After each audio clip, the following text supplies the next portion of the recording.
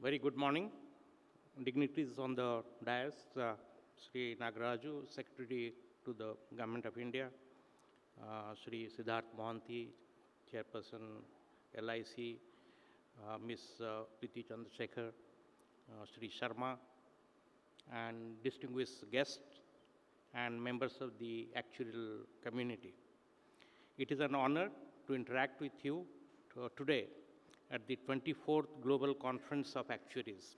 I thank Ms. Priti Chandrasekhar, President, Institute of Actuaries of India, for this opportunity.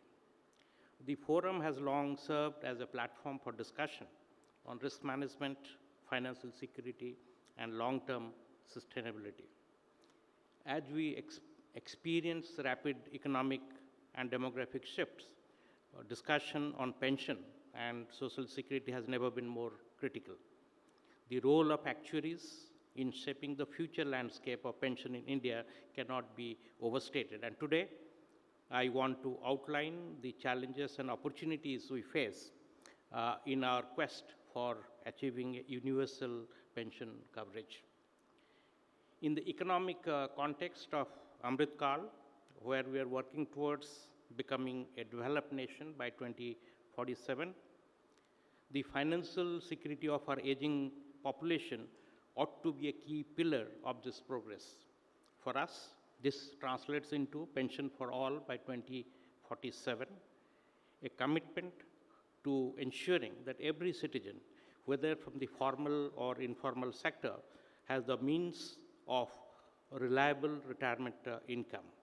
Attainment of this goal requires continuous innovation, robust governing framework, and seamless processes leveraging the use of technology. But there is a huge pension gap. I seek some indulgence on the basic aspect of pension. Pension is a regular flow of income post one's retirement. It stays with the person through his or her life. Of course, it is a financial product, but with a distinction.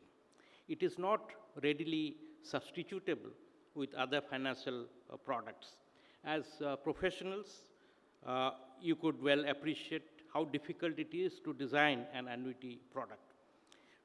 One would have to gaze into the future, both in terms of longevity and uncertainties of the financial market. The other critical issue is that of adequacy. If the pension amount one gets is adequate to defray at least one's living expenses, as one ages, the odds of contingencies also arise, particularly health expenses.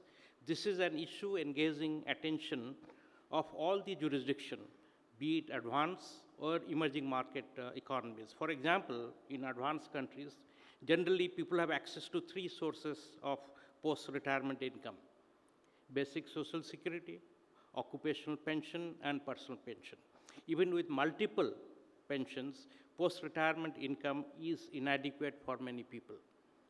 While significant progress has been made, the pension coverage in India is inadequate, mainly because 80% of our workforce is engaged in unorganized and informal sectors where they do not have access to occupational pension as in the organized sector. According to Economic Survey 24-25, approximately 58.4% of India's workforce is self-employed and 19.8% is casual labor, neither of whom benefit from occupational pension schemes. Unlike those in the formal sector, the e-Shram portal indicates that 305 million unorganized workers are registered, highlighting a substantial coverage gap. While programs such as the Employees Provident Fund Organization, National Pension System, Atal Pension Yojana, and Pradhan Mantri Shram Yogi Man Dhan Yojana are there, their coverage remains limited.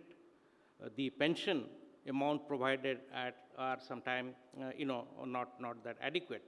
A significant gap is the missing middle. The middle class. While those who have low income are covered by various government programs, and the wealthy can easily access private financial advice, the middle class often lacks the financial literacy and resources to plan for retirement. There are two key learnings from this. First, to lead a dignified post-retirement life, one source of income is never adequate. Second, retirement saving should be self-initiated, that too early in one's life to harness the power of compounding. Let me just recall a little bit on the global trend. The challenge of pension coverage is not unique to India. According to the Organization of Economic Cooperation and Development, OECD, the Asia-Pacific region faces similar struggle in expanding pension coverage.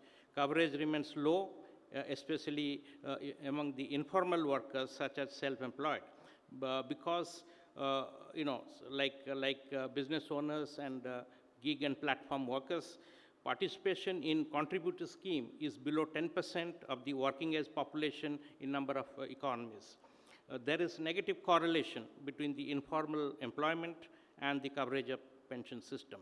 It has been observed that the mandated approach are not able to expand coverage in setting where informal workers dominate. Therefore, some Asia-Pacific economies have introduced voluntary schemes for informal sector workers that provide a matching contribution and other incentive for old age saving. For example, bundling retirement saving with short-term benefits to address the multiple needs of informal workers and with respect to old age saving.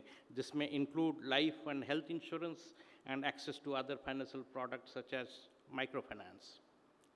Use of auto-enrollment, auto-deduction, auto-escalation with opt-out facilities, expansion of distribution channel to increase coverage with peer incentive effects, ease of distribution, in particular use of mobile payment platforms, for example, WhatsApp and convenience stores. Across Asia, there are significant differences in targeting methods. In some countries, the pension provision is universal, while in many other countries it is means tested. Some countries use pension tested and age-based targeting. Some also provide a social floor that offers benefit to those who have had the same, had some participation in the contributory scheme. Targeted social pension can be seen as a complement to the contributory system and directed at those who need it the most.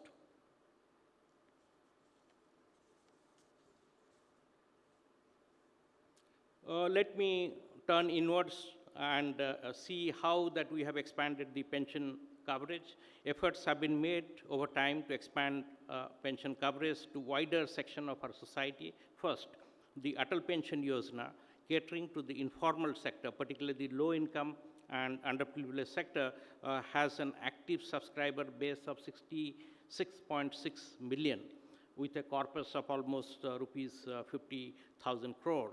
It provides guaranteed pension in the range of rupees 1,000 to 5,000 in order to ensure that APY corpus is adequately funded. There is actuarial assessment of this corpus every year. Second, since its launch in 2004, NPS has evolved into a tool accessible to all Indians, including children, through the NPS Vatshalya scheme, ensuring that the retirement saving can begin from an early age and continue throughout one's life. As of now, NPS has over 16.4 million subscribers, with a corpus about 13.5 trillion rupees, where 9.8 million government subscribers are there and 6.6 million private sector subscribers are there. While progress has been made, the challenge remains in tapping into the vast potential of private sector, including self-employed and professionals and small businesses. A recurring concern regarding the NPS is unattractive annuity rates provided at the time of retirement. On exit, the NPS subscriber had necessarily to annuitize at least 40% of her corpus. With increasing number of subscribers superannuating from NPS in the coming years, there is a lot of opportunity in the NPS annuity segment. It is reasonable to expect the actuarial profession to design innovative products, particularly variable annuity that provides hedge against inflation at least. The NPS for the central government subscriber is morphing into the unified pension scheme, which is a fully funded defined contribution and defined benefit scheme. In this scheme, the actuaries will have a major role to play in the periodic assessment of the sustainability of the scheme. So let me now conclude. Our demographic landscape is undergoing a significant transformation. By 2050, the proportion of population over 60 is projected to increase from 10.5% now to 20.8%. Our old age dependency ratio will rise and the financial strain of our younger generation will increase. Healthcare costs for older population continue to rise, and the traditional family structure, once a support system for elderly, is changing. In this context, an accessible and inclusive pension system becomes even more critical to manage not only old age income, but also to manage healthcare cost.